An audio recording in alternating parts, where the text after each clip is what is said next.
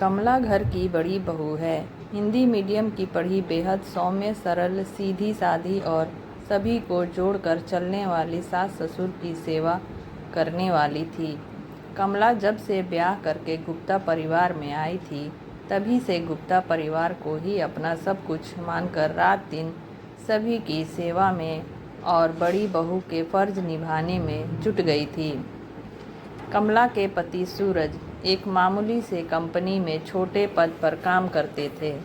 ज़्यादा पढ़े लिखे ना होने के कारण जो नौकरी उन्हें मिली उसी पर ही उन्होंने टिके रहने पसंद किया।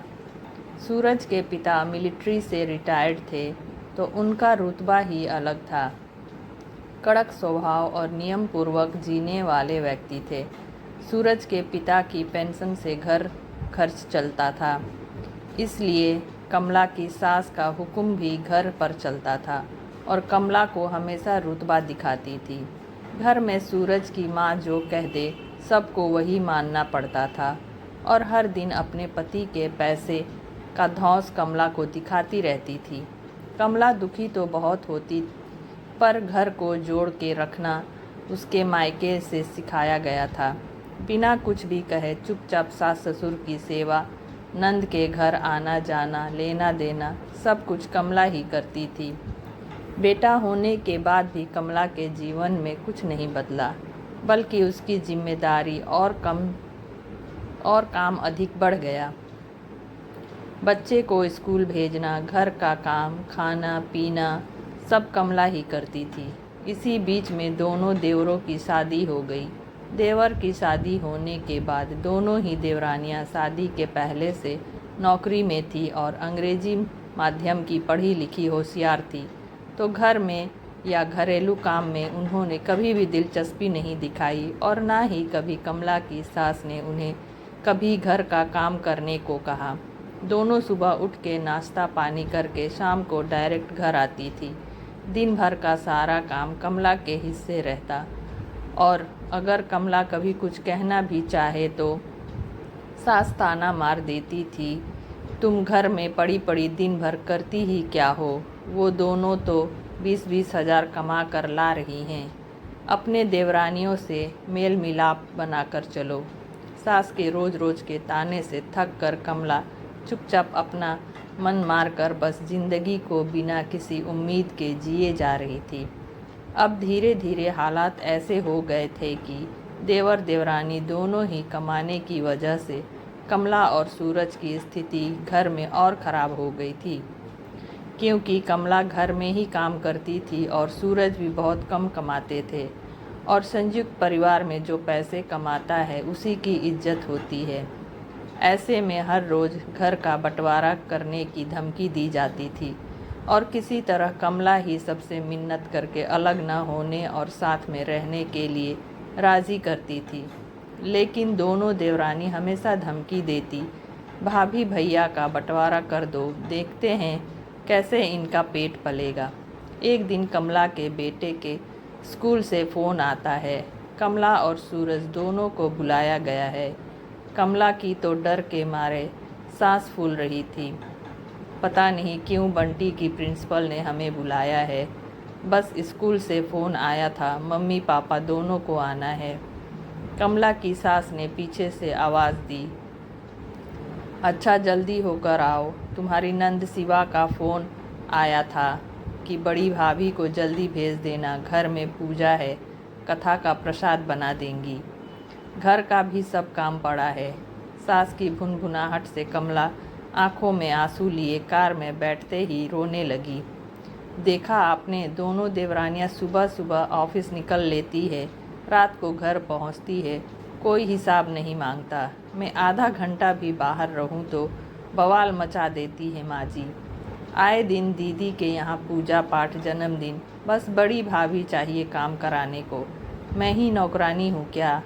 ऊपर से हर बात पर सुनो कि मंझली बहू 20 हज़ार कमाती है, छोटी 25, बड़ी बहू है फालतू। हर जगह जाने के लिए अंग्रेजी माध्यम से पढ़ाई की होती तो मुझे भी शायद ये दिन न देखना पड़ता, 10-15 हज़ार में भी कमाने लायक होती। सूरज कमला के चुप करा कर स्कूल ले गया। किसी तरह कमला और सूरज ने डरते हुए प्रिंसिपल के ऑफिस में प्रवेश किया। बैठिए, मैंने ही फ़ोन करवाया था, कुछ पूछना था आपसे। हिंदी दिवस पर बंटी ने एक संस्कृत में कविता सुनाई थी। उसने बताया कि वो आपने लिखी थी। इतने बड़े स्कूल की प्रिंसिपल होकर भी वह बहुत ही मधुरता से बात कर रही थी। सूरज और कमला देखते रह गए। जी कुछ गलत? सूरज ने पूछा। नहीं, बहुत ही सुंदर लिखा था मैडम ने। आजकल ऐसे शुद्ध त्रुटिहीन हिंदी भाषा कम ही देखने को मिलती है। आपकी शैक्षणिक योग्यता?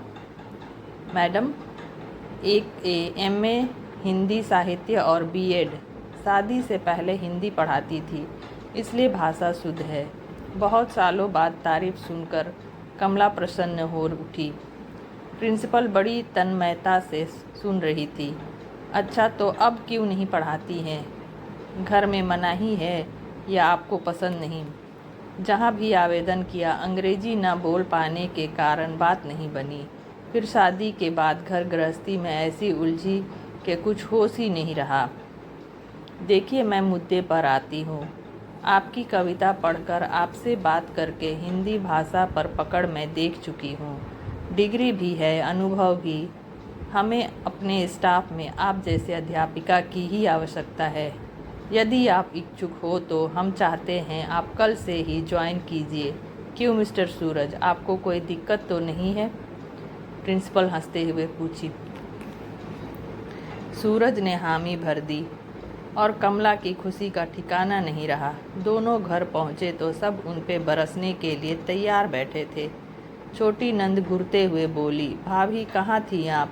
फ़ोन भी बंद था। माँ ने ही रोटी सेक कर पापा को खिलाई। दीदी के यहाँ भी जाना है आपको। सूरज ने मुस्कुराते हुए कमला को अपने पास बिठाया। कमला शिवा के घर प्रसाद बनाने नहीं जा पाएगी। सर्टिफिकेट्स वगैरह जमा कराने जाना है मम्मी इसको।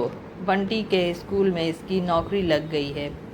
सभी चौंक गए थे और सास परेशान। अब तो सारे रिश्तेदारियां संकट में पड़ जाएंगी। अब तुम छोटी मोटी 3-4 हज़ार की नौकरी के लिए कहाँ भटकोगी? हटाओ, सास ने कहा।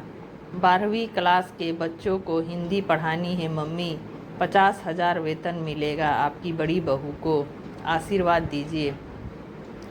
अब तो सास, देवरानी, देवर सबके चेहरे देखने लायक थे, जैसे अब कभी बंटवारा उनको करना ही नहीं है। कमला सबकी भाभी हो गई। सब जल्दी से कमला के आव भगत में लग गए। तो दोस्तों, हमें किसी को भी छोटा बड़ा नहीं समझना चाहिए। जो भी समय के हिसाब से अपने आप ही उसकी इज्जत और बढ़ जाती है। तो फ्रेंड्स, कैसी लगी आपको यह कहानी? मिलते हैं कुछ ऐसी ही मोटिवेशनल कहानियाँ नेक्स्ट वीडियो में। Thanks for the watching.